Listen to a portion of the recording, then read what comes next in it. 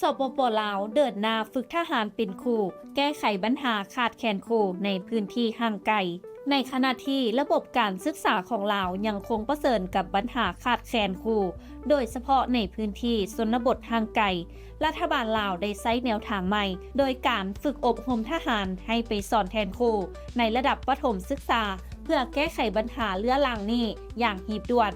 โดยล่าสุดแขวงพงสาลีได้เริ่มลงมือปฏิบัติเป็นทางการแล้วเมื่อวันที่22เมษายนที่ผ่านมาแขวงพงสาลีได้เปิดเผยการสำรวจข้อมูลโรงเรียนที่กำลังประสบปัญหาขาดแคลนครูพร้อมกับเริ่มคัดเลือกเจ้าหน้าที่และทหารที่จะเข้าร่วมอบรมเป็นครูในระดับประถมศึกษาแนวทางนี้เป็นส่วนหนึ่งของยุทธศาสตร์ร่วมระหว่างกระทรวงป้องกันประเทศและกระทรวงศึกษาธิการและกีฬาที่มุ่งแก้ไขทรงวางด้านการศึกษาในพื้นที่ห่างไกลโดยพงสาลีถือเป็นแขวงที่2ที่นำล่องแนวทางนี้ต่อเนื่องจากรุ่นทำอิฐที่จัดขึ้นที่แขวงสวรรณเขตสำหรับผู้ที่ผ่านการฝึกอบรมและได้รับมอบหมายให้สอนในโรงเรียนจะได้รับเงินเดือนเพิ่มขึ้น 70% จากเงินเดือนพื้นฐานเพื่อเป็นแรงจูงใจในการปฏิบัติหน้าที่ครูในพื้นที่ธุรกันดาร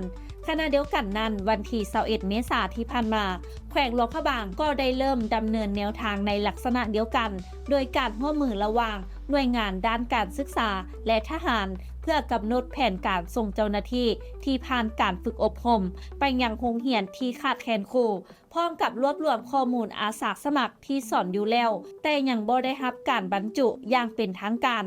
สถานการณ์นี้สะท้อนถึงการศึกษาของลาวที่ยังคงเป็นความท้าทายจากสาเหตุอัตราของครูในลาวได้เริ่มน้อยลงรวมถึงยังมีอัตราการลาออกจากโรงเรียนสูงการนำทหารมาฝึกเป็นครูถือว่าเป็นความมุ่งมั่นของรัฐบาลในการแก้ไขปัญหาขาดแคลนครูและเพื่อให้เด็กในเขตทางไกลซอกลีกได้มีโอกาสทำเรียนทุกคนคิดเห็นแนวใดกับประเด็นนี้ความแสดงความคิดเห็นกันเข้ามาได้นำอบธรรมวงศ์รายงานและท้ายนี้ต้องขอขอบใจสำหรับการติดตามข่าวสารจากทางไทยกิจเมกาซีนและอย่าลืมไปกดไลค์กดแชร์กดติดตามกด Subscribe ทุกช่องทางออนไลน์ของพวกเขาเพื่อจะบ่พลาดข่าวสารดีๆจากทางไทยกิจเมกาซีน